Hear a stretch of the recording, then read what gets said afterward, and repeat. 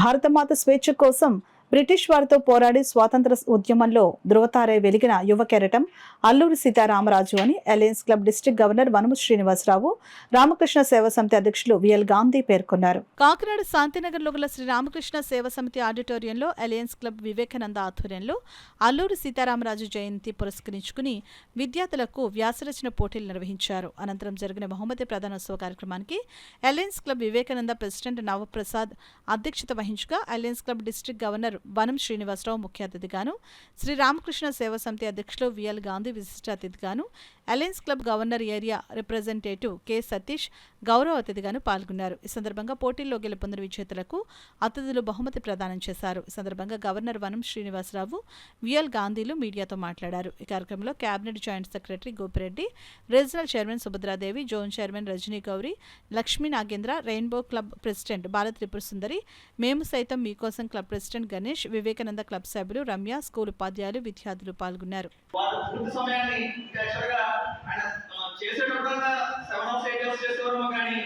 ఇప్పుడు రిటైర్ అయిన పూర్తి సమయం ఇక్కడ వెచ్చించి చేస్తున్నారు.